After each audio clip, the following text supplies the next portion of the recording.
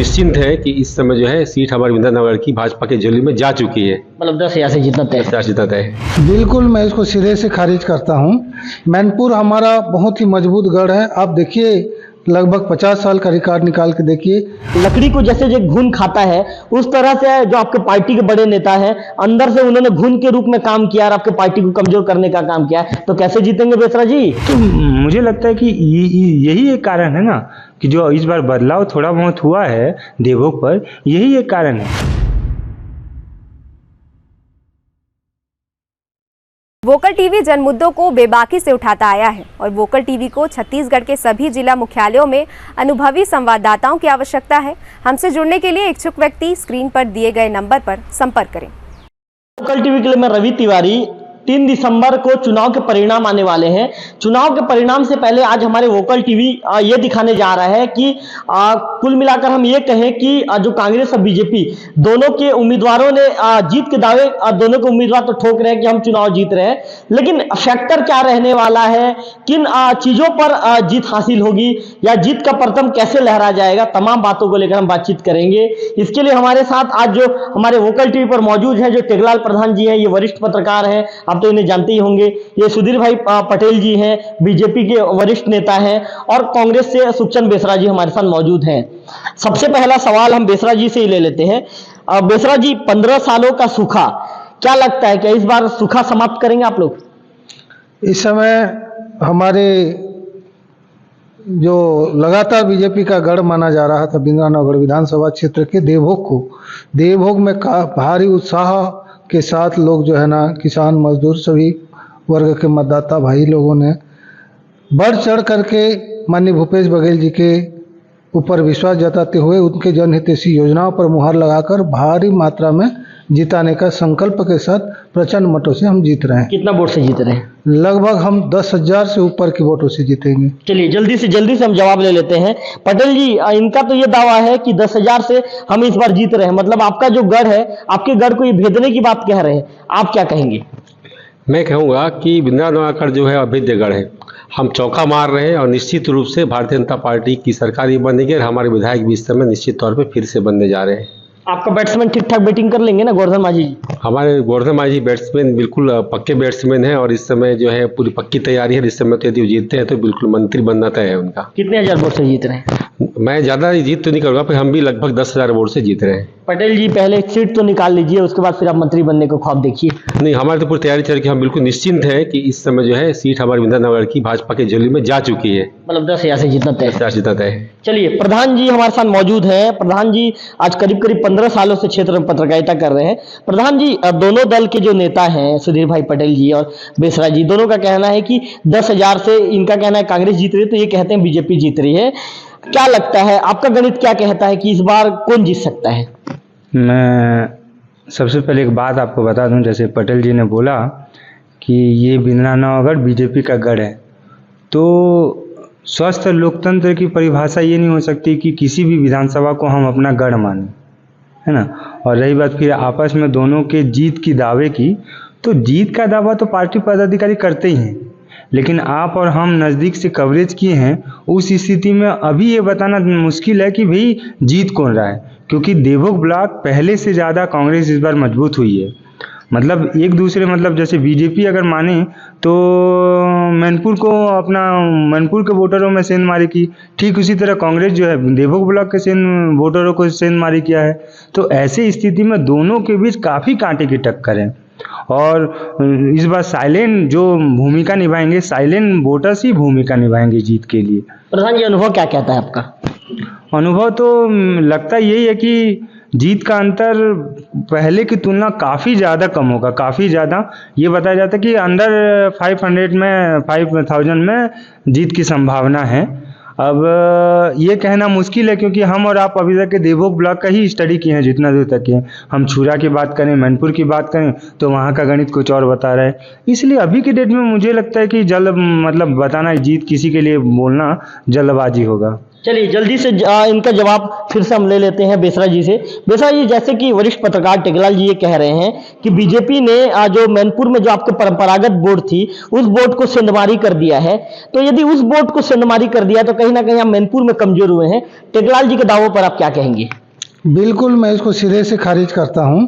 मैनपुर हमारा बहुत ही मजबूत गढ़ है। आप देखिए, लगभग 50 साल का रिकॉर्ड निकाल के देखिए, हमेशा परंपरागत वो कांग्रेस का गढ़ रहा है। और जिन परिस्थिति में भी हमने वहाँ पे किसी भी भाई को टिकट मिला है, वहाँ के मतदाता मैनपुर क्षेत्र से हमेशा कांग्रेस को जो है ना बढ़ चढ़ करके समर्थन किया है, कांग्रेस पर मोहर लगाया है। रहा सवाल देवभोग निश्चित रूप से हमेशा हम देवभोग क्षेत्र से मेहनत जाते रहे हैं और पिछले बार भी हमने लगभग यहाँ देवभोग क्षेत्र से 16,000 वोट की मेहनत थी। लेकिन पिछले बार की तुलना और इस बार की, इस समय हमारे मतदाता साथियों ने, किसान साथियों ने माननीय भूपेश बघेल जी के कर्जा माफ़ी पर विश्वास जताया। पिछले बार भी उन्होंने कर्जा माफ़ी की घोषणा की थी, किंतु कर्जा माफ़ी पर हमारे देवभोग क्षेत्र के किसानों के द्वारा विश्वास नहीं कर पाया। जब सरकार हमारे भूपेश बघेल जी के नेतृत्व में बनी और बनने के तुरंत पश्चात कर्जा माफ हुआ, फिर दूसरी बार अब विधानसभा में और फिर कर्जा माफ की घोषणा हुई है, तो माननीय भूपेश बघेल जी के ऊपर भरोसा किए हैं। और आपने देखा होगा, आप हर क्षेत्र में जाइए, किसी भी हमारे देवभोग क्षेत्र के 96 पोलिंग बूथ में जाइए, ऐसा कोई भी आपको माइनस नजर नहीं आएगा।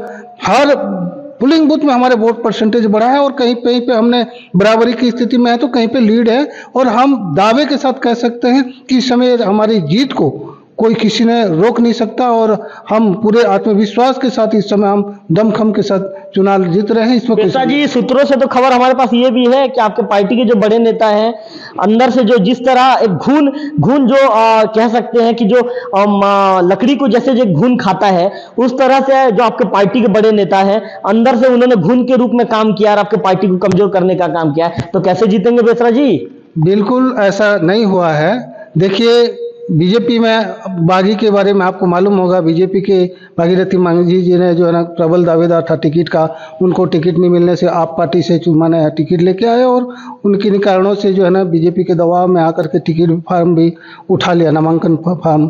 और आपको पता है क्या बीजेपी के दबाव में चले गए वो करके? हाँ, ऐसा लोगों में चर्चा हुई है अंदर खाने से। आप वरिष्ठ नेता हैं, आप इस तरह का आरोप मीडिया में लगा रहे हैं, तो कुछ बेस है क्या आपके पास? नहीं, बेस नहीं भाई, सीधी सी बात, जो बात नहीं होता तो कहाँ से खबर आता।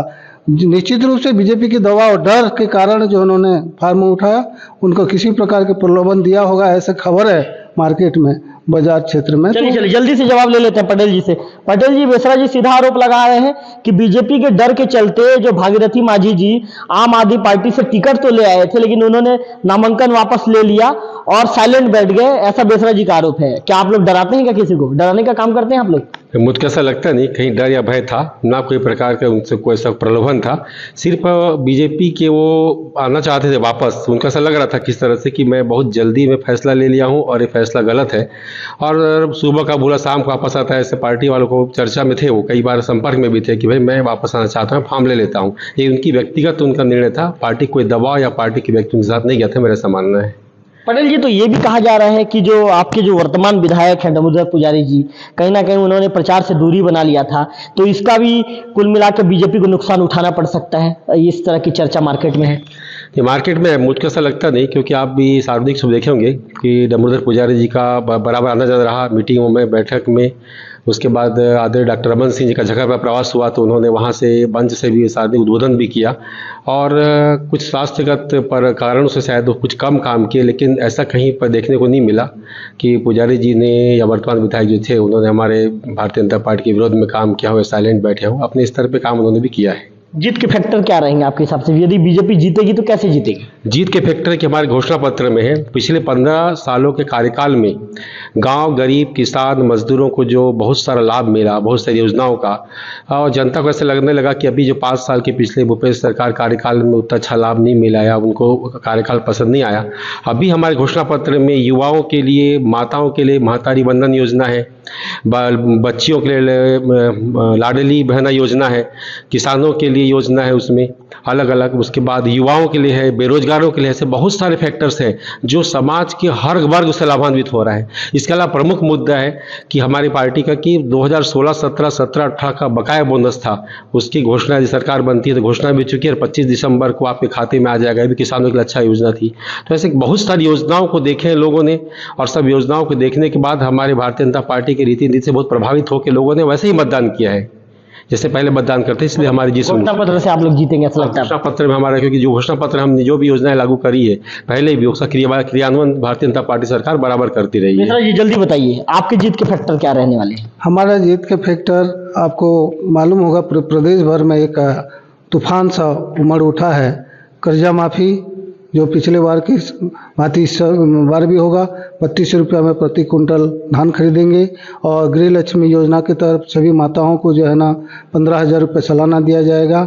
अनेक प्रकार की जनहित से, चाहे तेंदुपत्ता के बारे में है, बेरोजगारों के बारे में हो, आपके अंशकालीन कर्मचारी हैं, सभी लोगों के बारे में हमारा बहुत बेहतरीन घोषणा पत्र में रहा है और लोगों को विश्वास हो रहा है और पिछले बार देख चुके हैं, जिसके चलते हमारा माननीय भूपेश बघेल जी के ऊपर भरोसा है और हम प्रचंड मतों से बिंद्रानवगढ़ के साथ साथ पूरे छत्तीसगढ़ में पुनः लगभग 65+ के ऊपर हम लोग जो है ना सरकार में फिर से आ रहे हैं। मतलब आपके हाईकमान वाले कहते हैं इस बार 75 पर आप 10 सीट कम कर रहे हैं अपने से? नहीं, देखिए बढ़ भी सकता है। माननीय पूर्व मुख्यमंत्री बीजेपी के रमन सिंह जी जब राजनांदगांव से वो आज पीछे चल रहे हैं तो समझ सकते हैं कि बाकी क्षेत्र में उनका और किस प्रकार का रुझान रहा होगा। तो हमने जो 75+ का दावा किया है वो हो सकता है, वो निश्चित रूप से देखने को मिलेगा, एक चमत्कार ही देखने को मिलेगा। तो ये भरोसा है तो हमारा। ये बेसरा जी का कहना है कि चमत्कार देखने को मिलेगा। टेकलाल जी से एक जवाब लेंगे। टेकलाल जी आप लंबे समय से पत्रकारिता कर रहे हैं और ग्रामीण स्तर तक आपकी पहुंच भी, आप ग्रामीण स्तर पर जाके लोगों से सीधा बातचीत करते हैं। टेकलाल जी आपके मुताबिक आप बताइए कि बीजेपी का घोषणा पत्र ज्यादा असरकारक रहा कि कांग्रेस का घोषणा पत्र ज्यादा असरकारक रहा? लोगों के बीच कौन सा घोषणा पत्र को लोगों ने ज्यादा पसंद किया? देखिए, लोगों ने तो ज़्यादातर कांग्रेस की घोषणा पर को ज़्यादा प्राथमिकता दिया, इसमें कोई दो राय नहीं है। क्यों प्राथमिकता दिया? क्योंकि इनके कार्यकाल 5 साल की जो कार्यकाल रही है, चाहे कर्जा माफी को हो, समर्थन मूल्य की खरीदी को हो, तो इन चीज़ों को किसानों ने नज़दीक से देखा है। जैसे आप भी जानते हैं कि प्रोत्साहन राशि वाला जो भूमिहीन मजदूरों के लिए, तो मुझे लगता है कि यही एक कारण है ना कि जो इस बार बदलाव थोड़ा बहुत हुआ है देवभोग पर, यही एक कारण है। इसके अलावा दूसरा कारण है कि जो कांग्रेस के प्रत्याशी भी रहे वो भी लगातार सेवा में लोगों के बीच रहे। शायद यही वजह है कि इस बार पहले की तुलना कांग्रेस को इस बार थोड़ा सा समर्थन मिलने की संभावना नजर आ रही है। मतलब आपको लगता है लोगों ने जो कांग्रेस के जो घोषणा पत्र पे ज्यादा लोगों ने भरोसा जताया है? हाँ, इससे कोई दो राय नहीं है कि लोगों ने भरोसा जताया है करके। यह आम चर्चा के अलावा किसानों के बीच भी है और मजदूरों के बीच भी सुना गया है, देखा गया है।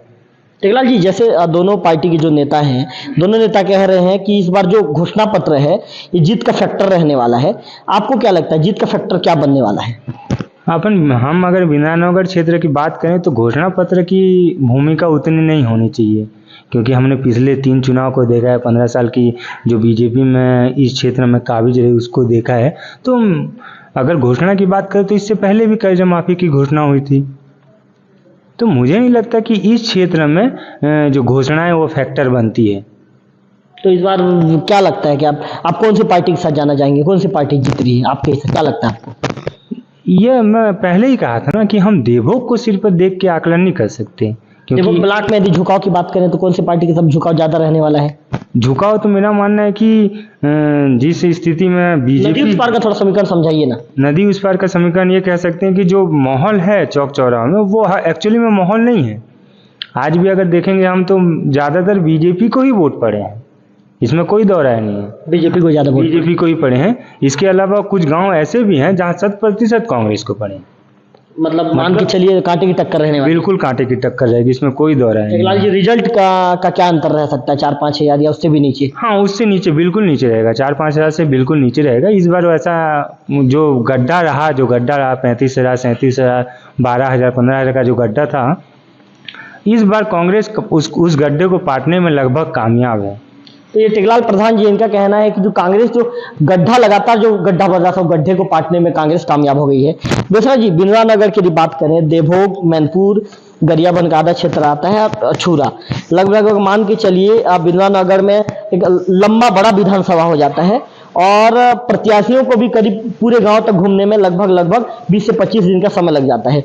तो बेसरा जी, आप देवभोग से गणित को समझाना शुरू कीजिए कि आप कैसे प्लस है और कहां पे प्लस है, और देवभोग, मैनपुर, छूरा और थोड़ा सा गरियाबंद, पूरे गणित को हमारे दर्शक समझना चाहेंगे, बताइए। देखिए, सबसे पहले मैं आपको बताना चाहूँगा कि यहाँ परंपरागत बीजेपी को वोट देता रहा देवभोग क्षेत्र, और कांग्रेस बीजेपी के हमेशा विधायक यहाँ बनते रहे, और बनने के बाद लोगों के बीच में उनका आना जाना नहीं होता था।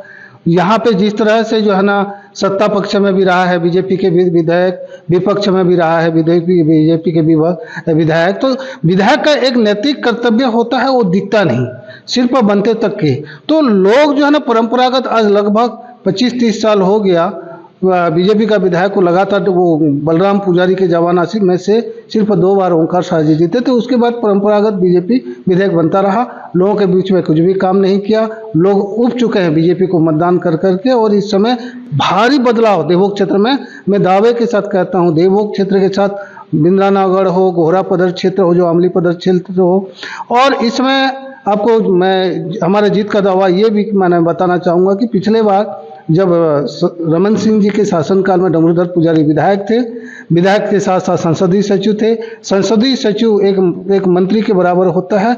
उनके शासनकाल में जब गोवर्धन मांझी जी ने कुछ नहीं किया, लोगों के साथ जुड़ा नहीं रहा, लोगों के उसका दिल नहीं जीत पाए, तो अब क्या जीतेंगे? अब तो कांग्रेस की सरकार है और बनते रहेगी। और कहाँ कहाँ लीड रहने वाले हैं, बताइए। मैं बता रहा हूँ, जो बिंद्रानगढ़ के हमारा मैनपुर क्षेत्र, लगभग हम वहीं 18,000 की वोट से लीड रहेंगे। तक आप लोग 18 जगह लीड रहेंगे। हम सूरा से लेकर के मैनपुर के गरियाबंद के जो 64 पोलिंग बूथ है, मैनपुर के 42 पोलिंग बूथ है, उसमें लगभग 18,000 कम से कम आप लोग धुरागुड़ी तक। हाँ, नहीं, वहीं तक के हम लीड बना के आएंगे। और वो लीड जो है ना हमारा धुरागुड़ी तक कितना रहने वाला आपका लीड? धुरागुड़ी तक कम से कम भी, जो मैं ये दावे के साथ कह सकता हूँ कि इस समय हमारा वही 16-17 हज़ार के लीड से कम नहीं रहेगा, क्योंकि हर जगह हमारा स्थिति पिछले बार के अनुरूप इस समय बराबर की स्थिति में है। चाहे आप तोरिंगा की बात करें, कोयबा की बात करें, हिंदा गांव की बात करें, आपके कहीं भी उधर सोयाबीन कचरा वगैरह जो बेल्ट है,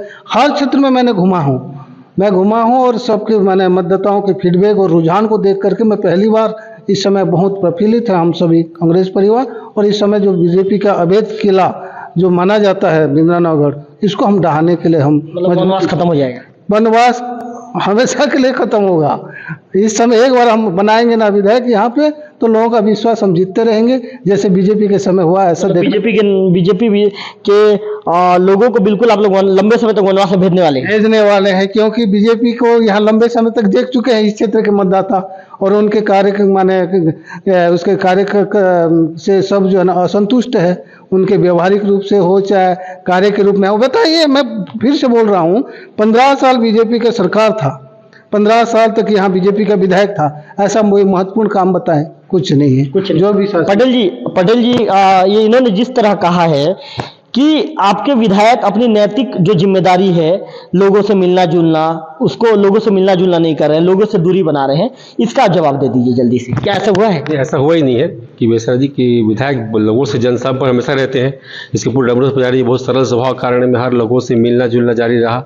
और अभी जो अब बेसरा जी बता रहे थे कि 15 सालों में कार्य नहीं हुआ, तो मैं ये बोलता हूँ कि आज़ादी के बाद गोवर्धन मांझी जी का जो कार्यकाल था, उसमें जो काम 5 साल में हुआ, आज तक आमूलचूल परिवर्तन हुआ है, जिसमें शासकीय महाविद्यालय है, गोहरा पंदर का भी महाविद्यालय है, पुलिया है। प्रॉपर देवभोग टाउन में मैं बता रहा हूँ कि 26-28 काम ऐसे हैं, बहुत सारे भवन, उसके बहुत सारे छोटे छोटे पुलिया और बहुत सारे काम, कई प्रकार के भवन ऐसे बने हैं जो आज तक के नहीं बने थे।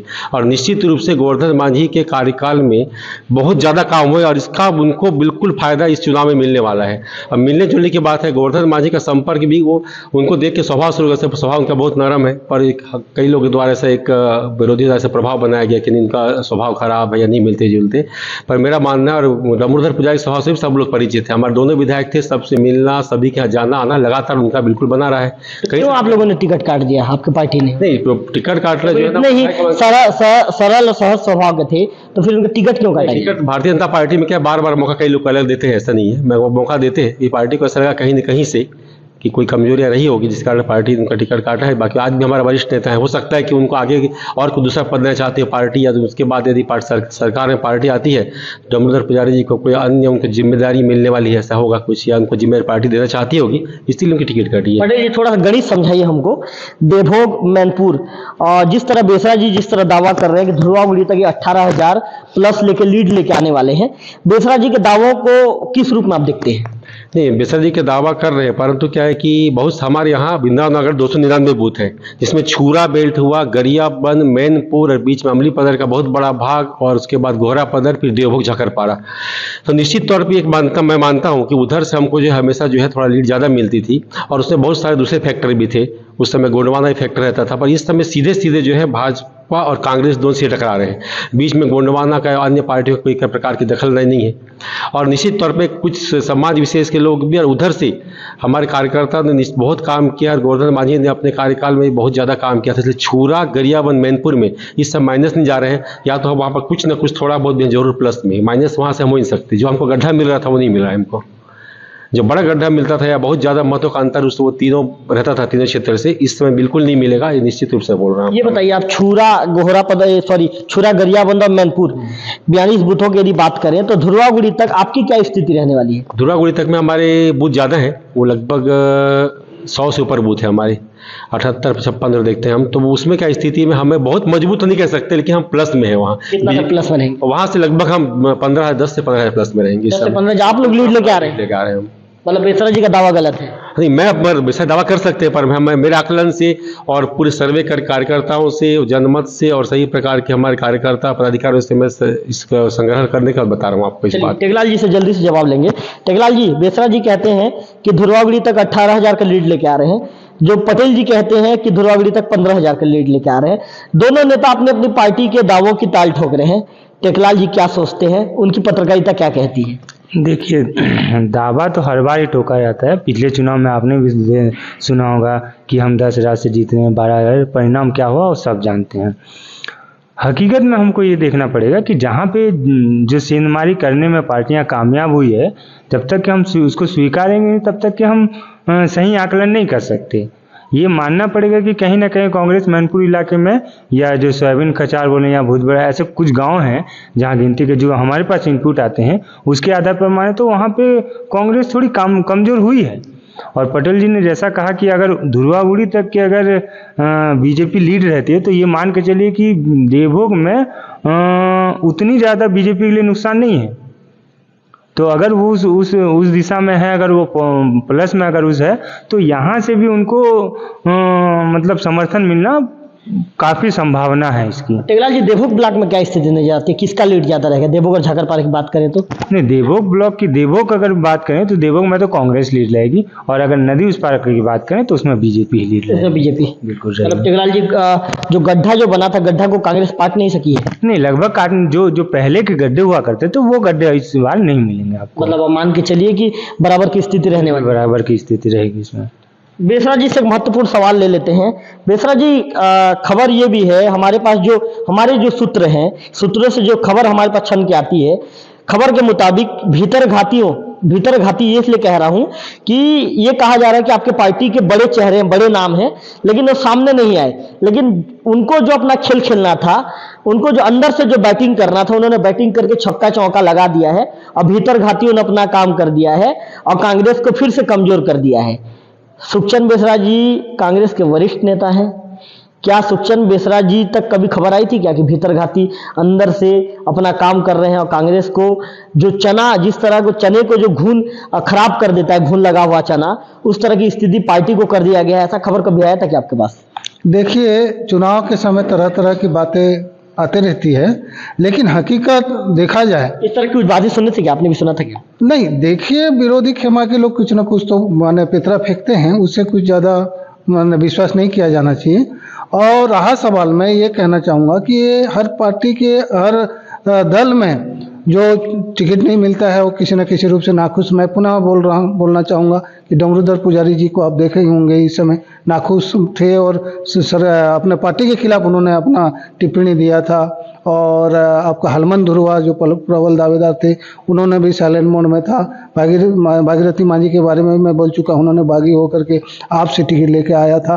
तो ये हर दल में होता है। मैं आपका संदेह को मैं स्पष्ट करना चाहूँगा कि प्रत्यक्ष रूप से जो खड़े पार्टी के खिलाफ एक सिंबल में खड़ा होना और माने मतदाताओं के बीच में जाना और उससे वोट प्रभावित होना, वो अलग होता है। मैं 10 लोगों को बोलूँगा, मेरे समर्थक को, कि भाई आपको ये काम नहीं करना है, तो नहीं मानने वाले हैं। मैं इस चीज़ों को नहीं मानता। ये जो है ना, अप्रत्यक्ष और प्रत्यक्ष में बहुत अंतर होता है। तो ये चुनावी माने के समय ऐसे मामला आते रहते हैं, हर दल में आता है, इसको मैं इनकार करता हूँ। और हमारा कांग्रेस का जो इस समय रुझान दिखा है पूरे बिंद्रानगर में, आपको भी मैं कहना चाहूँगा कि ऐसा रुझान हमने कभी नहीं देखा। इस तरह का खेल बिगाड़ेंगे क्या? नहीं बिगाड़ेंगे। मेरा ये 6वां चुनाव है। मैं 6वां चुनाव में लगातार 93 से मैं पार्टी के कार्यकर्ता के रूप में काम कर रहा हूँ। चुनाव को मैं नज़दीक से देखा हूँ। इस समय के रुझान जो कांग्रेस के पक्ष में दिखा है, ऑल जो है ना देवोग ब्लॉक में, वो कभी नहीं दिखा था। और मैं हर माने पोलिंग बूथ में मैंने जानकारी लिया हूँ, और हर पोलिंग बूथ में कहीं कहीं पे हमारा बराबरी की स्थिति में है, तो कहीं कहीं पे हम बढ़त की स्थिति में है। और देवोग क्षेत्र में जो पिछले बार देवोग और झाकरपुरा मंडल में हम लोग 16,000 लगभग की जो माइनस हुआ करते थे, इस समय जो है ना हम बराबरी की स्थिति में है। और गोहरापदर क्षेत्र में भी स्थानीय उस गोहरापदर बेल्ट का प्रत्याशी होने के नाते 2-3 हज़ार बीजेपी लीड कर सकता है, लेकिन हमारे जीत का अंतर बहुत बड़ा रहेगा। और मैं दावे के साथ कहता हूं, और 100% इस समय जो है ना हम लोग बिंद्रानगर को जीत रहे हैं। ये हमारे अभी तक की जानकारी के रुझान के अनुसार। 3 तारीख को पटाखा फोड़ेंगे, मिठाई खाएंगे। 3 तारीख को हमने अभी से अपने मन में एक माने उत्साह देखने को। हमेशा पटाखा फोड़ चुके हैं? फटाखा नहीं फोड़े, लेकिन उत्साह है हमारे मन में। 3 तारीख के बाद खाएंगे मिठाई तो अभी कई जगह बढ़ भी चुका है। हाँ, इस समय पार्टी में बढ़िया है, बिल्कुल बढ़ेगा। एक खुशी, मैं बता रहा हूँ ना, उत्साह जो है ना इस समय बहुत हमारे कार्यकर्ताओं, जो मतदाताओं के उत्साह को देखते हुए कार्यकर्ताओं में काफी उत्साह है। और हम लोग जो है ना चुनाव जीत रहे हैं। मतलब बाजे गाजे का सबको ऑर्डर दे दिया गया। वो तो स्वाभाविक बात है, जीत की जश्न तो बहुत तामझाम से मनाएंगे हम, इसमें कोई बोलने की वाली बात। आप जिस तरह कह रहे हैं, यदि आपका दावा सही होता है तो बिल्कुल आप जीतने की जश्न मनाइए। पटेल जी, एक महत्वपूर्ण सवाल आपसे लेना चाहूंगा। पटेल जी, एक पेपर कटिंग में कुछ दिन पहले एक पेपर में एक न्यूज लगी थी, न्यूज की कतरन के विषय में आपसे बात करूंगा। उसमें यह दावा किया गया था कि जो आरएसएस है और बीजेपी दोनों ने मिलकर एक सर्वे कराया था, और उस सर्वे में ये कहा जा रहा है कि बिंद्रानवागढ़ की सीट हम हार रहे हैं, इसलिए दोनों ने बिंद्रानवागढ़ की सीट को उसमें जोड़ा नहीं था, अलग कर दिया गया था। उस सर्वे को लेकर पटेल जी क्या सोचते हैं? चूंकि आप एक वरिष्ठ बीजेपी के नेता हैं और लंबे समय से पार्टी से जुड़े हुए हैं, लगता है क्या कि बिंद्रानवागढ़ इस बार आपके हाथ से जा रही है? नहीं, मुझको लगता नहीं कि ऐसा कोई आरएसएस से कोई सर्वे कराया है या भारतीय जनता पार्टी का ऐसा कोई सर्वे चुनाव के होने के बाद हुआ है, ये जानकारी मुझे है भी नहीं और ऐसा होता भी नहीं है। इसलिए मुझको लगता है ये समाचार भ्रामक है और ऐसा कोई सूची भी जारी नहीं हुई जिसमें ये अंदाजा लगाया जा सकता है। ऐसा कोई सर्वे या लोगों के जनमत कराया जा सकता है, पर ऐसे कोई पेपर कटिंग जैसे अपन देख लिए कि वहाँ लिखा है कि छोड़ दिए, या किसी त्रुटि बस छूट गया हो या कोई भूल बस कोई चूक हो गई, याद नहीं आया हो, नहीं कह सकता मैं क्या है वो। परंतु मुझको ऐसा लगता है कोई सर्वे आरएसएस करवाती है या बीजेपी कोई सर्वे कराने के बाद छोड़ दिया गया है। इन्होंने तो सबसे पहले बिंद्रानवागढ़ को सबसे पहले टिक लगाया था। हमारे समय में तो जब से बात हुई चुनाव के बाद में कार्यकर्ता के बीच में, तो बिंद्रानवागढ़ जीत रहे करके पार्टी पहले से आश्वस्त है कि हम जीत रहे हैं, बिंद्रानवागढ़ को जीत रहे हैं हम लोग। तो ये पटेल जी का कहना है कि इस तरह की जो सर्वे की बातें जो कही गई है वो बिल्कुल भ्रामक है। टेगलाल जी से एक सवाल ले लेते हैं। टेगलाल जी, पहला सवाल आपसे ये करना चाहूँगा, बेसरा जी से भी मैंने सवाल पूछा था, उसका जवाब मैं आपसे भी लूँगा, क्योंकि आप एक पत्रकार हैं और पत्रकार कहते हैं कि पत्रकार एक अच्छा विश्लेषक भी होता है, पत्रकार के विषय में कहा जाता है। क्योंकि प्रधान जी, आप भी एक वरिष्ठ पत्रकार हैं और मैंने आपके बाद यहाँ पर पत्रकारिता शुरू की है, तो हमें कहा जाता है कि हम खबरों का विश्लेषण अच्छे से करते हैं। जिस तरह से मैंने उनसे सवाल पूछा था कि क्या भीतर घाती, जो भीतर घाती में इसलिए कहा था कि पार्टी के बड़े नाम है लेकिन उन्होंने वो खुलकर सामने नहीं आए, भीतर घात जितना हो सके उन्होंने भीतर घात अंदर से किया था। प्रधान जी, क्या भीतर घातियों का नुकसान कांग्रेस को उठाना पड़ सकता है? मुझे लगता है कि भीतर घातियों का नुकसान उतना नहीं उठाना पड़ेगा। इस क्षेत्र की बात करें तो देवभोग ब्लॉक की बात करें तो खासकर उतना नहीं उठाना प्रधान जी, मैं बिंद्रानगर की बात कर रहा हूँ। जिंद्रानगर में है तो हर थोड़ी बहुत जो नेता हैं उनके भी 4 आदमी रहते हैं।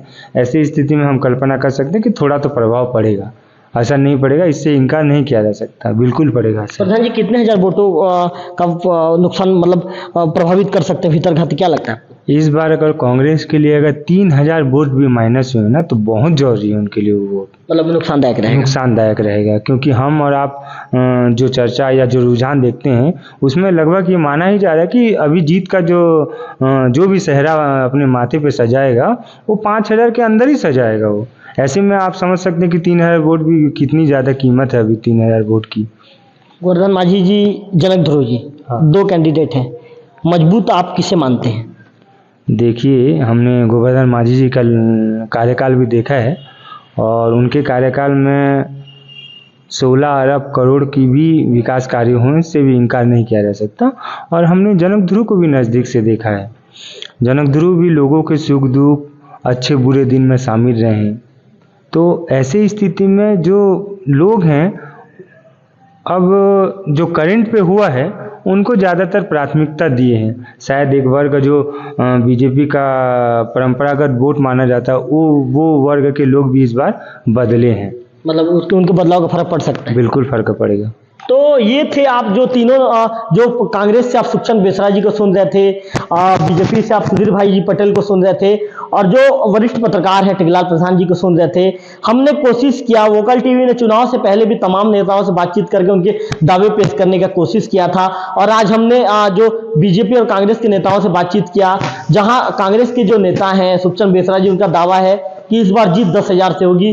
तो जो बीजेपी के जो नेता हैं सुधीर भाई पटेल जी, इनका ये भी कहना है कि हम भी 10,000 से जीत रहे हैं। धुर्वागुड़ी को लेकर दोनों ने दिलचस्प बातें कही। कांग्रेस के जो नेता, इनका कहना है कि करीब 15-17,000 वोट लगभग हम वहां तक लीड लेकर आ रहे हैं, तो कांग्रेस के नेता का दावा है। तो बीजेपी के नेता का ये कहना है कि 15,000 लीड हम भी लेकर आ रहे हैं। जब हमने तमाम सवालों को लेकर, आज हमारे साथ पैनल में वरिष्ठ पत्रकार टेकलाल प्रधान जी मौजूद थे, टेकलाल प्रधान जी से बात की तो टेकलाल प्रधान जी ने यह कहा कि जीत हार को लेकर अभी कुछ कहना जल्दबाजी होगी। टेकलाल प्रधान जी ये मानते हैं कि जो देवभोग है, देवभोग की यदि बात की जाए तो यहां पर कांग्रेस को टेकलाल प्रधान जी ने लीड दिया है। तो नदी उस पार की बात की जाए तो टेकलाल प्रधान जी का कहना है कि यदि थोड़े से भी वोट में यदि लीड रहेगी तो वहां पर बीजेपी लीड रह सकती है। ऐसे में जो प्रत्याशियों का जो भविष्य है वो तो ईवीएम में कैद हो चुका है। 17 नवंबर की देर शाम 5 बजे ईवीएम में कैद हो चुका है। अब 3 तारीख के बाद जो परिणाम आएंगे, परिणाम के बाद ही बता पाएंगे कि बिंद्रानगर का जो ताज है वो किसके सर पर सजेगा। ऐसे में वोकल टीवी ने आज अपने स्तर पर जो वरिष्ठ नेताओं को बुलाकर, वरिष्ठ पत्रकार को बुलाकर, इनके जो बातचीत का तरीका है, इनसे बातचीत कर एक विश्लेषण तैयार करने का कोशिश किया है। ऐसे में देखने वाली बात होगी कि आने वाले 3 दिसंबर के जब नतीजे आएंगे तो नतीजों में जीत का ताज कौन पहनेगा। क्या कांग्रेस अपना वनवास खत्म करेगी या फिर बीजेपी जो अपना गढ़ है, बीजेपी का गढ़ बरकरार रहेगा, ये देखने वाली बात होगी। कैमरा पर्सन गंधर्व बेसरा के साथ रविकांत तिवारी, वोकल टीवी, देवभोग।